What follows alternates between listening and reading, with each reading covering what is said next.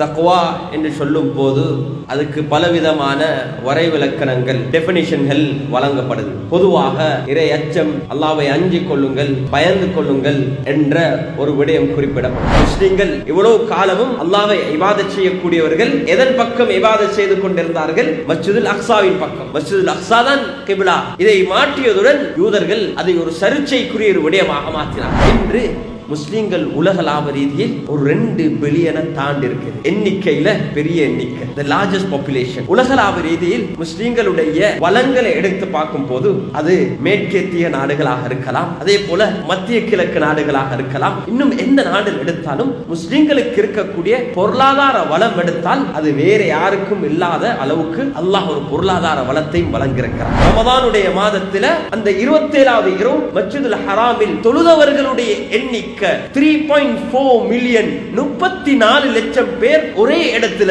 மஸ்ஜிதுல் ஹராம்ல தொழக்கூடிய ஒரு பெரிய ஒரு எண்ணிக்கை. உலகத்தில் எப்பயும் எந்த ஒரு காலத்திலும் அவ்வாறான ஒரு எண்ணிக்கையை நாம் காணவில்லை. அல்ஹம்துலில்லாஹி ரப்பில் ஆலமீன் ஹம்தன் கதீரன் طيبا مباركا فيه.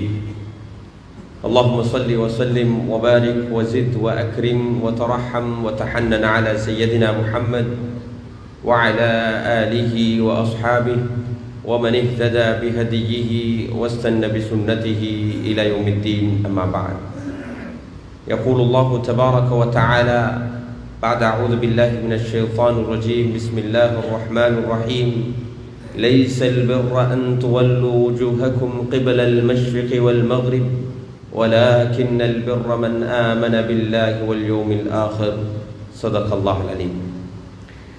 எல்லாம் புகழும் புகழ்ச்சியலும் பாராட்டுகளும் அனைத்து படைப்பினங்களையும் படைத்து கருணையுடன் நீதத்துடன் பரிபாலிக்கக்கூடிய ரப்புல் இஸ்ஸத் அல்லாஹ் சுப்ஹானஹு வ தஆலாவுக்கு உரித்தாகட்டும். அல்ஹம்துலில்லாஹ். ஸலாத்தும் ஸலாமும் எங்களுக்கு ரப்புல் இஸ்ஸத் அல்லாஹ்வை அறிமுகப்படுத்தி அல்லாஹுடன் நம்முடைய உறவு எவ்வாறு அமைய வேண்டும், இந்த உலக வாழ்வில் நம்முடைய வாழ்வின் யதார்த்தத்தை நமக்கு கற்பித்த முஹம்மது முஸ்தபா ஸல்லல்லாஹு அலைஹி வஸல்லம் அவர்கள் மீதும், அவர்கள் விட்டு சென்ற அந்த தீனை பாதுகாத்து நமக்கு எச்சி வைத்த சஹாபாக்கள், தாபிஈன்கள், தபா தாபிஈன்கள், எல்லா காலங்களிலும் அதற்காக வேண்டி அர்ப்பணித்து இன்று வரை நம்முடைய தீனை எதிர்த்து வைத்த நம்முடைய மூதாதைகள், பெற்றார்கள், உஸ்தாத்மார்கள் அனைவரும் மீதும் அல்லாஹ்வின் ஸலாத்தும் ஸலாம் உண்டாவதாக. அன்புக்குரிய சகோதரர்களே, அல்லாஹ்வின் நல்லடியார்களே, எந்த இறை அச்சத்தை, தக்வாவை, இறையுணர்வை அடைய வேண்டும் என்ற ஒரு நோக்கத்தில் அல்லாஹ் ரமதானுடைய மாதத்தில் நோன்பை கடமையாக்கினானோ, அந்த ரமதானுடைய மாதத்தின் நோன்பின் கடமையை பூர்த்தி செய்து ஷவ்வாலுடைய முதல் தினம் ஈதுல் ஃபித்ரை அல்லாஹுடைய கட்டளையின் அடிப்படையில் குடும்பத்துடன், சமூகத்துடன், அன்றைய நாளுடைய கடமைகள் அதிகமான தக்பீர்களுடன் அன்றைய நாளை கொண்டாடி எந்த தக்வாவை நாம் அடைந்திருக்கிறோமோ அந்த தக்வாவை இறுதி வரையில், அல்லாஹ்வை சந்திக்கும் வரையில் அந்த தக்வாவுடன் வாழும்படி முதல் எனக்கும் அப்பால் உங்களுக்கும் வசீகத்தும் நசீகத்தும் செய்கின்றேன். அல்லாஹ் நம் அனைவருக்கும் இறை அச்சத்தை, தக்வாவை, இறை உணர்வை நசீபாக்குவானாக. அன்புக்குரிய சகோதரர்களே, அல்லாஹ்வின் நல்லடியார்களே, தக்வா என்று சொல்லும் போது அதுக்கு பலவிதமான வரைவிலக்கணங்கள் டெஃபினிஷன்கள் வழங்கப்படுது. பொதுவாக இறை அச்சம், அல்லாஹ்வை அஞ்சிக் கொள்ளுங்கள், பயந்து கொள்ளுங்கள் என்ற ஒரு விடயம் குறிப்பிடப்படும். அன்புக்குரிய சகோதரர்களே, குறிப்பிடக்கூடிய எல்லா டெஃபினிஷன்களும், எல்லா வரைவிலக்கணங்களும் சரியாக இருந்தாலும் மிக பொருத்தமான ஒரு வரைவிலக்கணம்தான் எல்லா நேரத்திலையும், எல்லா கட்டத்திலையும் அல்லாஹ் என்னுடன் இருக்கிறான், என்னுடைய அனைத்து விவகாரங்களையும் அவதானித்து கொண்டிருக்கிறான், என்னை அவன் கைவிட மாட்டான், நான் எதை செய்வதாக இருந்தாலும் அவனுடைய பொருத்தத்துக்காக வேண்டிதான் நான் செய்ய வேண்டும் என்ற உணர்வுடன் வாழ்வதுதான் தக்வா. தக்வாவுக்கு இன்னொரு அர்த்தம் இஹ்லாஸ், அல்லாஹ்வுக்காக வேண்டி, அவனுக்காக வேண்டி வாழ்வது. அல்லாஹ் நம் அனைவருக்கும் அதை நசீபாக்குவானாக. அன்புக்குரிய சகோதரர்களே, அல்லாஹ்வின் நல்லடியார்களே, பொதுவாக அல்லாஹ் நமக்கு முன்வைத்திருக்கக்கூடிய கடமைகளாக இருக்கலாம், கிரைகளாக இருக்கலாம், அமல்களாக இருக்கலாம், அது ஒரு ஷிஆர், அது ஒரு சிம்பல். இன்றைக்கு ஜும்மாவுடைய கடமையை நிறைவேற்றுவதற்காக வேண்டி நாம் எல்லோரும் ஒன்று சேர்ந்திருக்கிறோம். அது ஒரு ஷிஆர். கட்டாயம் நாம் அல்லாஹ்வுடைய ரசூல் சொன்னதை நாம் கட்டாயம் செய்ய வேண்டும். எவ்வாறு செய்ய சொன்னார்களோ அவ்வாறு செய்ய வேண்டும். ஆனால் அன்புக்குரிய சகோதரர்களே, அந்த ஷிஆர்கள், அந்த கடமைகள், அந்த கிரியைகளை வெறுமனே வெளிரங்க ரூபத்தில் நாம் ஒன்று கொடுக்கிறோம், செய்கிறோம் என்ற அடிப்படையில் நலவை அடைய முடியாது, பிர்ரை அடைய முடியாது, அல்லாஹ்வுடைய பொருத்தத்தை அடைய முடியாது. அல்லாஹ் சுப்ஹானஹு வ தஆலா இதை யூதர்களுக்கெல்லாம் குர்ஆனில் பல இடங்களில் அல்லாஹ் வலியுறுத்துகிறான். யூதர்கள் சில கிரியைகளை, சில கட்டளைகளை அதுதான் முக்கியமானது, அதை அடைவதை கொண்டு, அதை செய்வதை கொண்டு நாம் சிறந்தவர்களாக மாறுவோம் என்ற ஒரு நோக்கத்தில் அவர்கள் அந்த விடயங்களை செய்து கொண்டிருந்தார்கள். ரசூலுல்லாஹ் ஸல்லல்லாஹு அலைஹி வஸல்லம் அவர்கள் கிப்லாவுடைய விவகாரத்தில் மஸ்ஜிதுல் அக்ஸாலிருந்து மஸ்ஜிதுல் ஹராமுக்கு, பைத்துல்லாவுக்கு கிப்லா மாற்றப்பட்ட நேரத்தில் யூதர்கள் அதை ஒரு சர்ச்சைக்குரிய ஒரு விடயமாக, ஒரு கண்ட்ரோவர்சியாக மாற்றினார்கள்.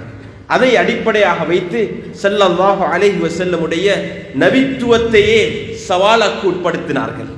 ஏன் இவ்வளவு காலமும் முஸ்லிம்கள், இவ்வளவு காலமும் அல்லாஹ்வை இபாதத் செய்யக்கூடியவர்கள் எதன் பக்கம் இபாதத் செய்து கொண்டிருந்தார்கள்? மஸ்ஜிதுல் அக்ஸாவின் பக்கம். மஸ்ஜிதுல் அக்ஸா தான் கிப்லா. இதை மாற்றியதுடன் யூதர்கள் அதை ஒரு சர்ச்சைக்குரிய ஒரு விடயமாக மாற்றினார்கள். அன்புக்குரிய சகோதரர்களே, அல்லாஹ் குர்ஆனுடைய ஆயத்தை இறக்கி ஒரு விடயத்தை தெளிவுபடுத்துகிறான். நீங்க மஸ்ஜிதுல் அக்ஸாவின் பக்கமா, மஸ்ஜிதுல் ஹராமின் பக்கமா, கிழக்கின் பக்கமா, மேற்கின் பக்கமா உங்களோட முகத்தை திருப்புறதை கொண்டு உங்களுக்கு பிர்ர நலவு அடைய முடியாது. ஈமான கொண்டும் மறுமை நாளை நம்புவதை கொண்டு வலக்கின்னல் பிர்ர மன் ஆமன பில்லாஹ், பிர் என்று சொல்லும் போது அல்லாஹ்வுடைய அந்த நலவுகளை, நன்மைகளை, பொருத்தத்தை, நெருக்கத்தை அடைய முடியும். எதை கொண்டு? ஈமான கொண்டு மாத்திரம்தான், தக்வாவை கொண்டு மாத்திரம்தான். வலக்கின்னல் பிர்ர மனித்தகா, குர்ஆன் தெளிவாக சொல்லுது. பிர் என்றது ஒரு வெள்ளிக்கிழமை நாள் நாம் எல்லோரும் ஒன்று சேர்ந்தோம், அது ஒரு ஷிஆர், அல்லாஹ்வுடைய கட்டளையை நாம் பூர்த்தி செய்தோம். ஆனால் அன்புக்குரிய சகோதரர்களே, வெறுமனே ஒன்று சேர்ந்ததின் காரணத்தினால் நமக்கு பிர்ரை அடைய முடியாது. ஆனால் பிர்ரை, நலவை, ஹைரை, பொருத்தத்தை, அல்லாஹ்வுடைய நெருக்கத்தை அடைய வேண்டும் என்றால் ஈமானும் தக்வாவை கொண்டு, அந்த அமல் ஈமானுடன் தக்வாவுடன் நிகழும் போதுதான் நமக்கு அந்த நலவை அடைய முடியும். அன்புக்குரிய சகோதரர்களே, அல்லாஹ்வின் நல்லடியார்களே, அப்படி இல்லை என்றால் அந்த அமல்கள் வெறுமனே ஒரு கிரிகையாக இருக்கும், ஒரு சம்பிரதாயமாக இருக்கும். எங்களுடைய உள்ளங்களில் மாற்றங்கள் வர இல்லை என்றால், அதனால உள்ளத்தில் தக்வா உண்டாகலண்டா, உள்ளத்தில் அல்லாஹ்வுடைய பொருத்தத்தையும் மறுமையினால் அடைய வேண்டும் என்ற ஆர்வம் வரலண்டா, அன்புக்குரிய சகோதரர்களே, அல்லாஹ்வின் நல்லடியார்களே, அந்த அமல்கள் வெறுமனே சில செயல்கள் தான். அதனால் தான் ஸல்லல்லாஹு அலைஹி வஸல்லம் சொன்னார்கள், சிலருடைய நோன்புல அவங்க பசித்திருந்ததையும் தாகத்திருந்ததையும் சில நேரங்களில் இரவுல விழுத்திருந்ததையும் தவிர வேறு எதுவுமே அவர்கள் அடைய மாட்டார்கள். வெறுமனே பசியோடு இருந்தார்கள், வெறுமனே தாகத்தோடு இருந்தார்கள், வேறு எதுவுமே அடைய மாட்டார்கள். நோன்பு பிடிச்சதுக்கு பின்னால இன்று அந்த தக்வா உணர்வுள்ள நாம் எல்லோரும் எங்களோட மனநிலையில கொஞ்சமாவது எங்களோட உள்ளத்துல அல்லாஹ்வை நான் சந்திக்கணும், அல்லாஹ்வை நான் சந்திக்கணும், மறுமை நாளுடைய ஆசை, ஆர்வமும் அல்லாஹ்வை சந்திக்கிறதுடைய ஆசை அந்த எங்களோட உள்ளத்தில் அதிகரிக்கலண்டா அந்த நோன்புல ஒரு கேள்விக்குறி இருக்குது. ஸல்லல்லாஹு அலைஹி வஸல்லம் அவர்கள் ஒரு ஹதீஸில் அழகான முறையில் தெளிவுபடுத்தினார்கள், நோம்பாளிக்கு 2 கட்டத்தில் சந்தோஷம். லிஸ்ஸாயிமி ஃபர்ஹதான், நோம்பாளிக்கு 2 கட்டத்தில் சந்தோஷமான, மகிழ்ச்சிகரமான ஒரு ஜாய்ஃபுல் மோமெண்ட், ஒரு ஹாப்பி மோமெண்ட், ஒரு சந்தோஷமான ஒரு தருணம் இருக்குது. 2 தருணத்தில் நோம்பாளிக்கு சந்தோஷம், மகிழ்ச்சி உண்டாகுது. ஒன்று இஃப்தாருடைய நேரத்தில். ஏன்?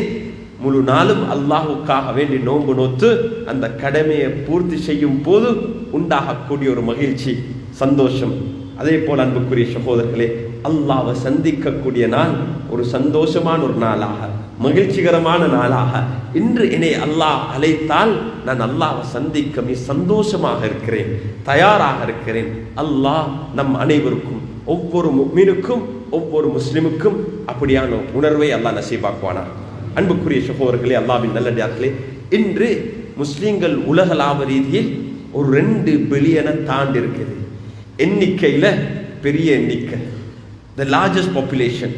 உலகளாவ ரீதியில் முஸ்லிம்களுடைய வளங்களை எடுத்து பார்க்கும் போது அது மேற்கத்திய நாடுகளாக இருக்கலாம், அதே போல மத்திய கிழக்கு நாடுகளாக இருக்கலாம்.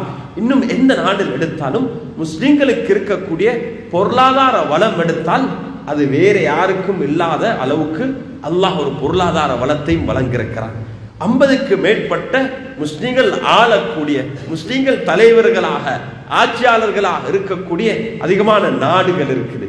அவ்வாறு அல்லாஹ் சுப்ஹானஹு வ தஆலா உலகளாவ ரீதியில வளங்களையும் பலத்தையும் அல்லாஹ் வழங்கியிருக்கிறான்.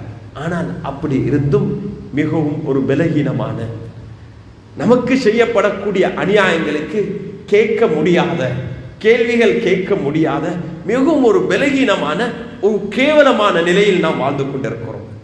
கேவலமான நிலையில் வாழ்ந்து கொண்டிருக்கிறோம்.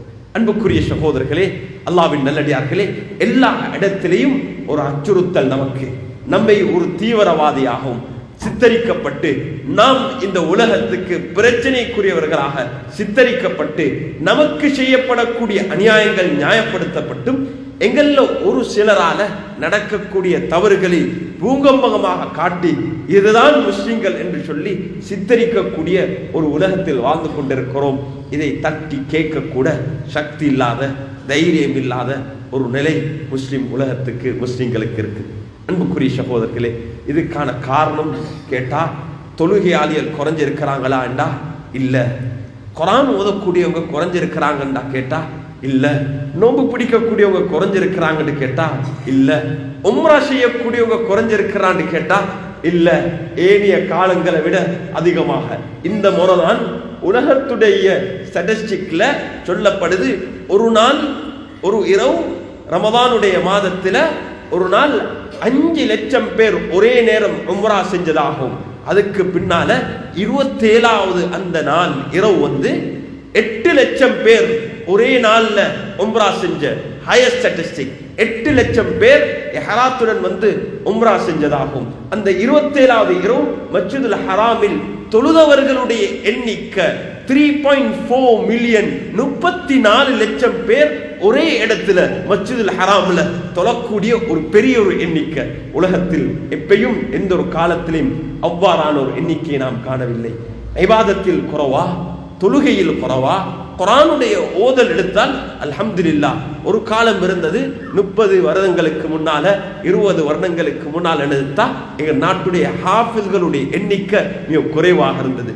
இன்று ஹாஃபில்களுடைய எண்ணிக்கை எவ்வளவு! அல்லாஹு அக்பர், அல்லாஹு அக்பர், எல்லாம் புகழுக்கு அல்லாஹ்வுக்கு. இவ்வாறான ஏராளமான நலவுகள் மஸ்ஜிதுகளுடைய எண்ணிக்கை எடுத்தா எங்கட நாட்டில் மட்டும் 3150க்கு மேற்பட்ட மஸ்ஜிதுகள்.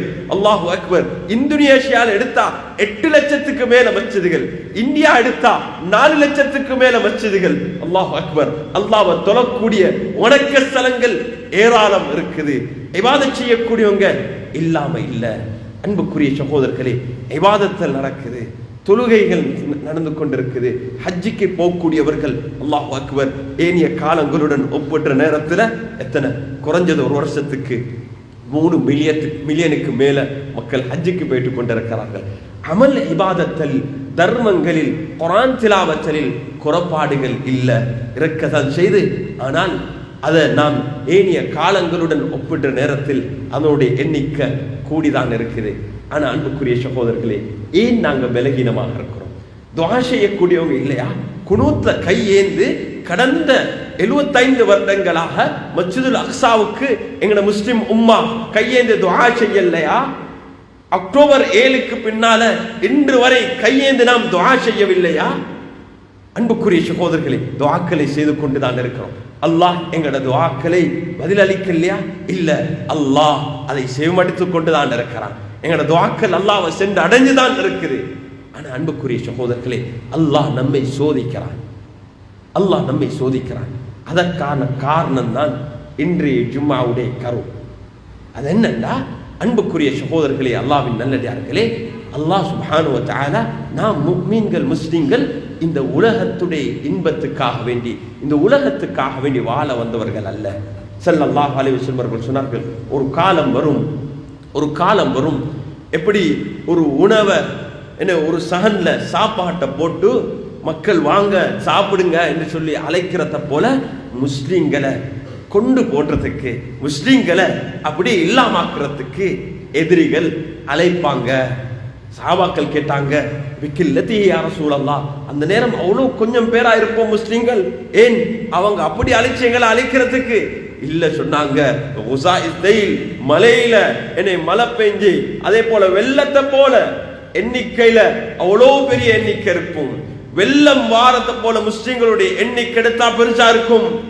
ஆனா அல்லாஹ் சுப்ஹானஹு வ தஆலா 3 விடயம். ஒன்று, எதிரிகளுடைய உள்ளத்துல உங்கள் மீது உள்ள அச்சத்தை அல்லாஹ் இல்லாமக்குவான்.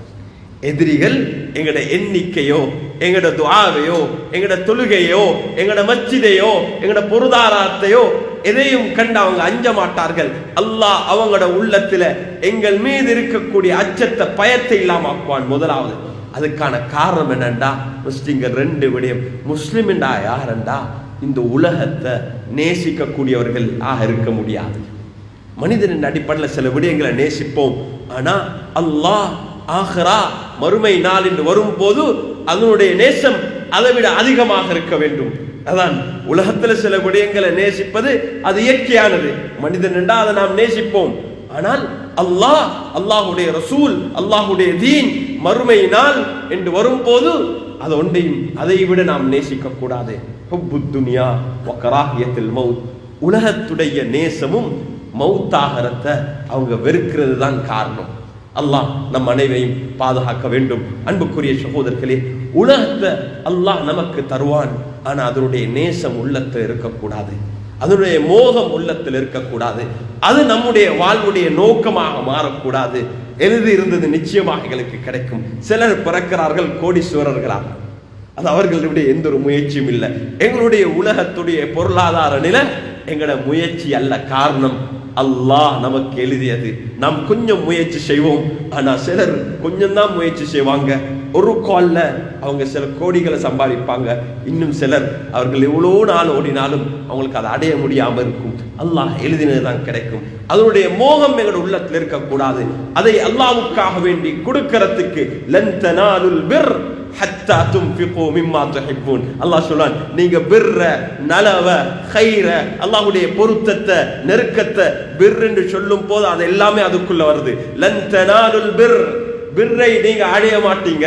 அந்த கைரை, நலவை, அல்லாஹ்வுடைய நெருக்கத்தை, பொருத்தத்தை அடைய மாட்டீர்கள். எது வரைக்கும் என்றா ஹத்தா துன்ஃபிகு மிம்மா துஹிப்பூன், நீங்க நேசிக்கிறத செலவழிக்கும் வரையில, நீங்க நேசிக்கிறத நல்ல விவகாரங்களுக்கு செலவழிக்காத வரையில நீங்க பிர் அடைய மாட்டீங்க. உள்ளத்துல நேசம், மோகம் இருக்குது.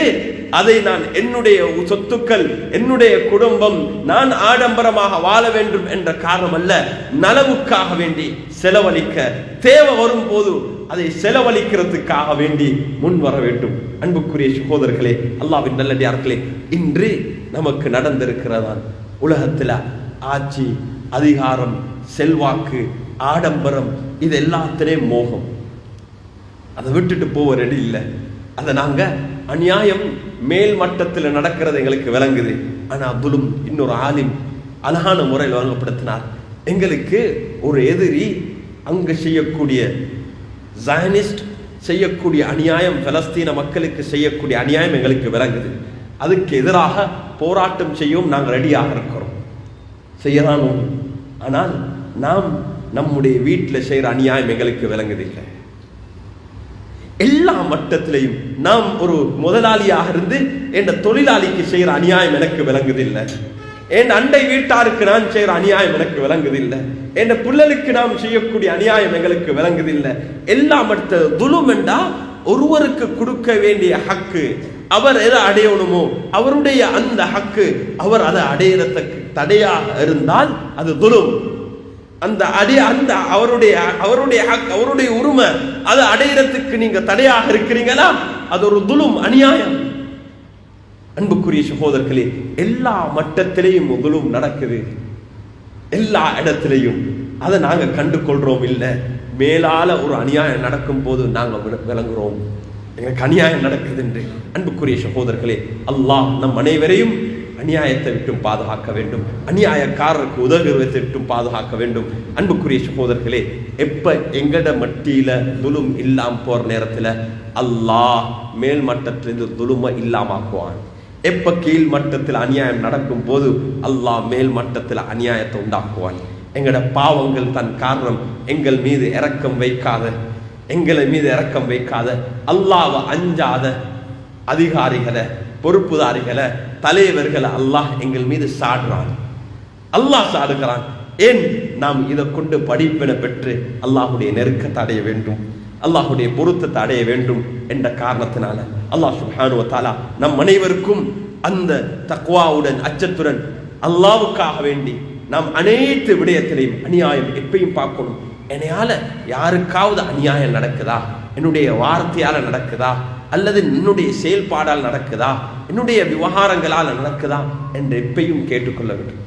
அடிக்கடி ஒருவருக்கு ஒருவர் மன்னிப்பு கேட்டுக்கொள்ளணும். குடும்பமாக வாழ்றோம், எத்தனையோ மனைவிமார்கள் தன்னுடைய கணவருடைய அநியாயத்தை வெளியே சொல்ல முடியாம அவங்க உள்ளுக்கு பதங்கி கொண்டு அவங்க கவலையோடு இருக்கிறாங்க, அல்லாஹ் இடத்துல முறையிட்டு கொண்டு.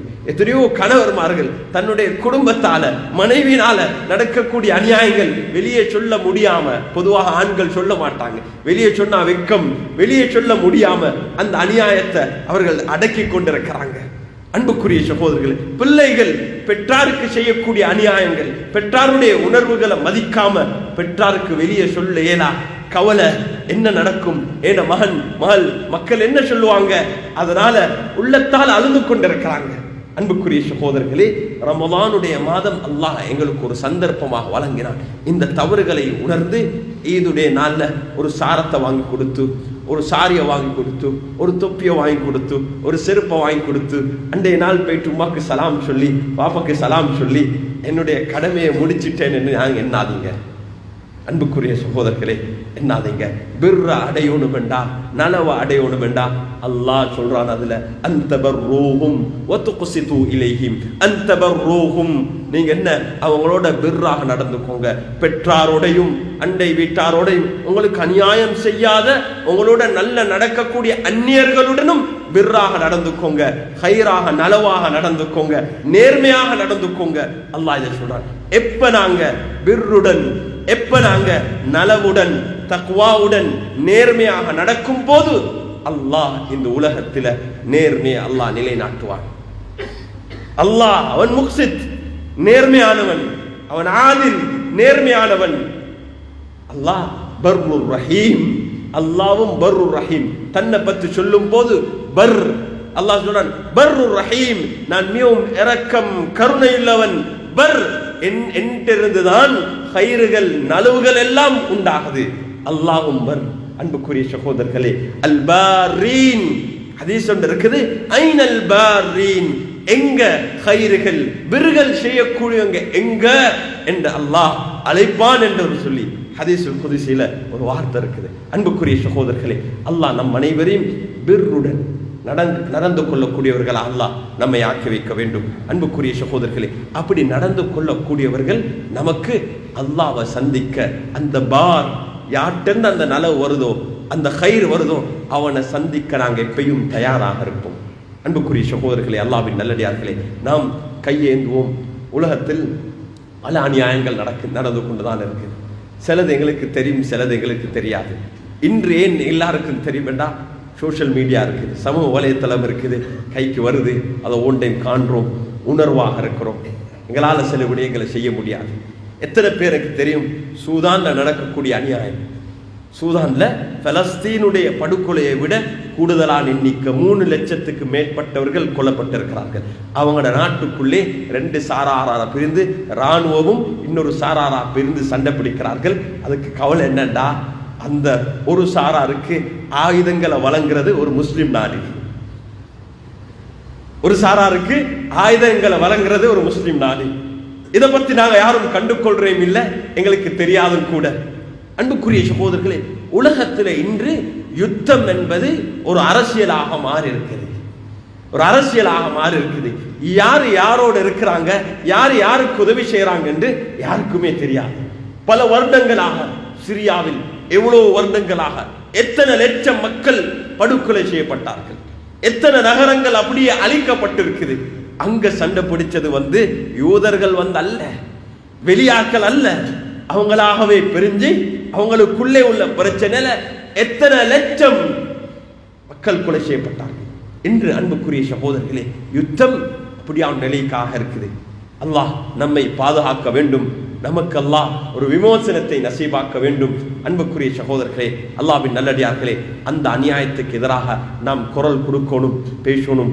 ஆனால் இதில் மிக ஜாக்கிரதையாக நாம் இருக்கணும். ஏனென்றால் அங்க நடக்கக்கூடிய அநியாயங்கள், அங்க நடக்கக்கூடிய பிரச்சனை, இதை நான் குறிப்பாக இளம் வாலிபர்களுக்கு சொல்றேன் ஒரு மெசேஜாக. அதை கண்டும் போது எங்களால் தாங்க முடியாதுதான். ஒரு உணர்வு தூண்டப்படுறதை பார்த்தா கோபம், ஆத்திரம், நியாயம் ஒரு மனுஷன் என்றா அது வரணும், மனிதன் என்றா அந்த உணர்வு வரணும். முஸ்லிம் அல்ல, ஒரு மனுஷன் ஒரு அநியாயத்தை காணும் போது அவன் உணர்வு தூண்டப்படுறது பிழை அல்ல. ஆனால் அவன் அதை ரெண்டையும், அந்த உணர்வுகள் எப்படி நிர்வகிக்கப்படணும் என்ற 2 விடயத்தில், ஒன்று மிகவும் புத்தி சுவாதீனமாக அந்த உணர்வு நிர்வகிக்கப்படணும் ஒன்று. 2வது அதை ஈமான் இஸ்லாமிய கண்ணோட்டத்தில் அது நிர்வகிக்கப்படும். குர்ஆன் ஹதீஸ் இந்த நேரத்தில் என்ன சொல்லுது, அல்லாஹ்வுடைய கட்டளை என்ன, அல்லாஹ்வுடைய ரசூலுடைய கட்டளை என்ன, இந்த 2ஐயும் கொண்டுதான் எங்களோட உணர்வுகள் நிர்வகிக்கப்படணும். எங்களோட உணர்வுக்கு இடம் கொடுக்கிறது இஸ்லாம் அல்ல. ஷஹ்வாவுக்கு உள்ளத்துல உணர்வு வருது, கோபம் வருதுண்டா அதனால எங்களுக்கு எதையும் செய்யணுமா? இல்ல, இஸ்லாம் சொல்லுது என்ன, கோபம் வருது, அந்த கோபத்தை நீங்க தணிச்சு கொள்ளணும், அந்த கோபத்தை நீங்க வெளிப்படுத்துறதுக்கு முறை இருக்குது, நினைச்சமாய் செய்யலாம். ஆத்திரம் வருதுண்டு உங்க வாப்பாக்கு நினைச்சமாய் உங்களுக்கு பேசலாம், உமக்கு நினைச்சமாய் உங்களுக்கு பேசலாம், ஒரு மூத்த மனுஷனுக்கு உங்களுக்கு நினைச்சமாய் பேசலாம், ஒரு ஆலிமுக்கு, ஒரு படிச்சவர் ஆலிமை பார்த்து உங்களுக்கு நினைச்சமாய் பேசலாம். ஆத்திரம் தான், கோபம் தான், தவறு செஞ்சாதான். ஆனா அதுக்கு ஒரு முறை இருக்குது. அன்புக்குரிய சகோதரர்களே, இந்த வீடியோக்களை காணும் போது கோபம் வரும், கோபம் வரும், ஆத்திரம் வரணும், ஆத்திரம் வரும்.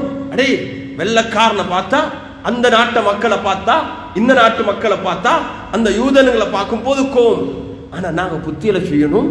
ஆனா எங்களை எல்லாருடனும் கோவிக்கலாம். அதுல யார் அநியாயக்காரன் எங்களுக்கு தெரியுமா? யார் அநியாயக்காரன் தெரியுமா? தெரியாது. யார் அநியாயத்துக்கு உடந்தையாய்க்கிறாங்கன்னு எங்களுக்கு தெரியுமா? தெரியாது. சட்டத்தை எனக்கு கை கெடுக்கலுமா? இயலாது. நான் சட்டத்தை கை கெடுத்தா எனக்கும் அந்த அநியாயக்காரனுக்கும் வித்தியாசம் இல்லை, நானும் ஒன்று அநியாயக்காரனா மாறுறேன். அன்புக்குரிய சகோதரர்களே, அல்லாஹ்வின் நல்லடியார்களே, இந்த காணும் போது அந்த உணர்வுகளை யாருக்கு கண்ட்ரோல் பண்ணலாவோ நீங்க அதை பார்க்காதீங்க, ஆஃப் பண்ணிடுங்க, அதை ஆஃப் பண்ணிடுங்க. அந்த உணர்வுகளை பயன்படுத்தி அந்த நீங்க என்ன செய்யக்கூடாது, அதை ஒரு காரணமா பயன்படுத்தி எங்கட நாட்டில் இங்க அமைதி இல்லாத ஒரு நிலையை உருவாக்காதீர்கள். உலகத்தில் நடக்கக்கூடிய இந்த விடயங்கள், எஸ், அதுக்கு எதிராக எங்களுக்கு 2 விடயம் தான் செய்யலாம். ஒன்று, துஆ செய்யலாம், உள்ளத்தில் கவலைப்பட்டு துஆ செய்யலாம், கட்டாயம் ஒவ்வொருத்தரும் செய்யணும். 2வது, எங்களோட குரல்ல நாங்கள் குரலால எழுதி சொல்லலாம், இதை நாங்கள் வன்மையாக கண்டிக்கிறோம், அவ்வளவுதான். அதுக்கு மேல எங்களுக்கு எதையுமே செய்ய முடியாது. எங்களுக்கு பொறுப்பானவர்களுக்கு நாங்கள் சொல்லலாம், இதுக்கு எதிராக நீங்க நில்லுங்க, அநியாயக்காரருக்கு நீங்க உதவானம் என்று சொல்லலாம், அவ்வளவுதான். துஆ செய்யலாம், கவலைப்படலாம், எழுத்து மூலம், வாய் மூலம் எங்களுக்கு எங்கட கருத்தை, எங்கட விடயங்களை ஜனநாயக முறையில் சட்ட விரோதம் இல்லாம வெளிப்படுத்தலாம், அவ்வளவுதான். அதுக்கு மாறாக அன்புக்குரிய சகோதரர்களே, எங்கட உணர்வை நாங்கள் கை கெடுத்து, சட்டத்தை கை கெடுத்து எங்களுக்கு செயல்பட முடியாது. அவ்வாறு செய்யறதின் ஊடாக நலவை எங்களுக்கு அடைய இயலாது, ஹைர் எங்களுக்கு அடைய இயலாது. அன்புக்குரிய சகோதரர்களே, இப்படியான ஒரு சூழல் உலகத்தில் இருக்குது. அவ்வாறு எங்களோட உணர்வுகளை தூண்டி எங்களோட வாலிபர்களை சில விஷயங்களை செய்ய வைத்து அதனால திரும்பவும் முஸ்லிம்களை கொச்சப்படுத்தி முஸ்லிம்கள் தான் இதுக்கு காரணம் என்று சொல்லி உலகத்துக்கு சித்தரிக்கக்கூடிய ஒரு நிலைமையை உருவாக்கக்கூடிய ஒரு முயற்சி செய்து கொண்டிருக்கிறது. அப்படியான நிலைமை எங்களோட நாட்டில் நடக்கக்கூடாது. அவ்வாறு வாலிபர்கள் மன அழுத்தத்தோடு இருக்கிறாங்கன்னு விளங்கினாங்கன்னா நீங்க அவங்கள கொடுக்காங்க, பேசுங்க, அவங்களோட அழகா பேசுங்க, அவங்கள மக்களோட சேர்த்து வைங்க, தனிச்சிடாதீங்க. நீங்க இன்டர்நெட் உலகத்தில் இருக்கிறீங்க, அது அல்ல உண்மையான வாழ்க்கை. நீங்க செய்ய வேண்டிய ஏராளமான கடமை இருக்குது, அதை மறந்துடாதீங்க. அல்லாஹ் உங்கள்கிட்ட கேட்க போறல்ல, நீ ஏன் அங்க போகல, நீ எங்க அந்த அநியாயத்தை நிப்பாட்ட போகல, அல்லாஹ் கேட்க மாட்டான். ஆனா உன்னோட வீட்டுக்குள்ள நடக்கிற விஷயத்தை அல்லாஹ் கேட்பான். உங்களோட அக்க பக்கத்துல நடக்கிற விடயத்தெல்லாம் கேட்பான். நீ மஸ்ஜிதுக்கு தொலை போகலையா, உங்களோட வீட்டு பக்கத்துல ஒருத்தர் பசியோட இருக்கிறார், அவனுக்கு நீ உதவி செய்யலன்னு அல்லாஹ் கேட்பான். வீட்டுக்கிட்ட ஒரு அநியாயம் நடக்குது, அந்த அநியாயத்தை நீ தடுக்கலையா, அல்லாஹ் அதை கேட்பான். அன்புக்குரிய சகோதரர்களே, அதுக்கு மேல உங்களோட சக்திக்கு அப்பால் அல்லாஹ் கேட்க போறல்ல. ஆனா நீங்க இன்டர்நெட்ல கூடையாக இருக்கிறதுனால, சோசியல் மீடியால கூடையாக இருக்கிறதுனால அது தொடர்ந்து பார்த்து பார்த்து ஒரு பெரிய மன அழுத்தம் உங்களுக்கு உண்டாகும். அன்று ஒரு வாலிபர் எனக்கு கால் பண்றாரு, அர்ஜென்ட்னு மெசேஜை போடுறாரு, எனக்கு உங்களோட பேசணும், எனக்கு தூக்கம் இல்லைன்றார். கூட என்ன சொல்ல, இல்லை கடந்த நாட்களாக பெருநாளும் நான் உடுக்கல்ல, இந்த நடக்கக்கூடிய அநியாயத்தை பார்த்து பார்த்து பார்த்து எனக்கு தூக்கம் இல்லை, எனக்கு சரியான ஆத்திரமாக இருக்குது, ஏதாவது செய்யணும் போல இருக்குது, எனக்கு வழிகாட்டுங்க. அன்புக்குரிய சகோதரர்களே, நான் சொன்னேன் நீங்க முதலாவது செய்யணுமா என்னன்னா அந்த போனை கொண்டாந்து எனக்கு தாங்க, நீங்க இன்டர்நெட்டை பாய்க்குமான ஒரு மாசத்துக்கு நீங்க 5 நேரம் தொலை போங்க, வேலைக்கு போங்க, அதான் நீங்க முதலாவது செய்ய வேண்டியது. நீங்க முதலாவது செய்யணும் என்ன, அந்த போனை தாங்க, இன்டர்நெட்டை பயன்படுத்தவான, வேலைக்கு போங்க. அவருக்கு வேலைக்கு போகலாம், வீட்டுல நோனாவோட சந்தோஷமா கேளவாம். அன்புக்குரிய சகோதரர்களே, கவலை வரும் நான், ஆனா அந்த கவலை எங்களை மிகைக்க முடியாது. எங்களை மிகைத்து நாம் ஒரு மனிதன் ஒரு மிருகமாக மாற முடியாது. நாம் அந்த மனித உணர்வுடன் எங்களுடன் இருக்கக்கூடியவர்கள். இதுதான் எங்களோட தீன். இதை நாம் நல்லா நன்கு விளங்கிக் கொள்ள வேண்டும். அதனால் அன்புக்குரிய சகோதரர்களே, அல்லாஹ்வின் நல்லடியார்களே, ரமலானுடைய மாதத்தை முடித்து ஷவ்வாலுடைய மாதத்தில் இருக்கிறோம். இந்த மாதத்துல 6 நோன்பு அதிகமானவங்க பிடிச்சிருப்பீங்க. அப்படி இல்லைண்டா மாதம் முடிய முன்னால ஷவ்வாலுடைய 6 நோன்பை பிடிங்க. முழு வருடமும் நோன்பு நோத்த நன்மை கிடைக்கும். அந்த நோன்பை பிடிக்கிற நோக்கம் என்னண்டா அல்லாஹுடைய பொருத்தத்தை, தக்வாவை அடையணும். நோன்பு பிடிக்கிறன்ற நோக்கம் அல்ல, நன்மையை அடையணும், தக்வாவை அடையணும். அதே போல ஷவ்வால், துல்காதா, ஹஜ்ஜுடைய மாதத்தில் இருக்கிறோம். இதெல்லாம் ஹஜ்ஜுடைய மாதங்கள். ஷவ்வால், துல்காதா, துல்ஹிஜ்ஜா, ஹஜ்ஜுக்காக வேண்டி தயாராகி கொண்டிருக்கிறோம். ரமலான்ல தக்வாவை அடைவதற்காக வேண்டி நாம் நோன்பு நோத்தோம். அல்லாஹ் சுப்ஹானஹு வ தஆலா கட்டளை இருக்கிறான், ரமலான்ல பின்னால ஹஜ்ஜுக்கு தயாராகி போறீங்களா, நீங்க பிரயாண பொதிகளை தயாரிக்கிறீங்களா, நீங்க கொண்டு செல்றதுல மிக பொறுமதியான பிரயாண தோழராக, பிரயாண பொதியாக என்னண்டா தக்வாவை கொண்டு போங்க. வதஸவ்வது ஃபஇன்ன கைர ஸாதி தக்வா. நீங்க உங்களுடைய ஜாதாக, உங்களோட பிரயாணத்துக்கு தேவையான எல்லா விஷயங்களையும் ஏற்பாடு செய்றீங்க. என்ன ஹோட்டல் ஏற்பாடு செய்றீங்க, டென்ட் எங்கன்னு பாக்குறீங்க, எந்த குரூப்ல போகணும் என்று பாக்குறீங்க, தேவையான எல்லாத்தையும் ஏற்பாடு செய்றீங்க. தக்வாவை மறந்துடாதீங்க, நீங்க தக்வாவை கொண்டு போங்க. வதஸவ்வது ஃபஇன்ன கைர ஸாதி தக்வா. அல்லாஹ் நம் அனைவருக்கும் ஹஜ்ஜுடைய கடமையை செய்யக்கூடிய பாக்கியத்தை நசீபாக்க வேண்டும். தக்வாவை அடைந்து பிர்ரை கைரை அடையக்கூடிய பாக்கியத்தை அல்லாஹ் நம் அனைவருக்கும் நசீபாக்க வேண்டும். அல்லாஹ் நம்முடைய நாட்டில் நீதி, நேர்மை, அமைதியை அல்லாஹ் நிலைநாட்ட வேண்டும். உலக எல்லா இடத்திலையும் நீதி, நேர்மையும் அமைதியையும் அல்லாஹ் நிலைநாட்ட வேண்டும். அநியாயக்காரர்களை அல்லாவே போதுமானவன், அவர்களுக்கு தகுந்த முடிவை அல்லாஹ் நிச்சயமாக அல்லாஹ் நீ வழங்குவாயாக. நம் அனைவரையும் புரிந்து கொள்வாயாக, நம் அனைவரையும் பாவங்களை மன்னிப்பாயாக, நம் அனைவரையும் தக்வாவுடன் வாழக்கூடிய பாக்கியத்தை நசீபாக்குவாயாக. வஆகிரு தஅவானா அல்ஹம்துலில்லாஹி ரப்பில் ஆலமீன்.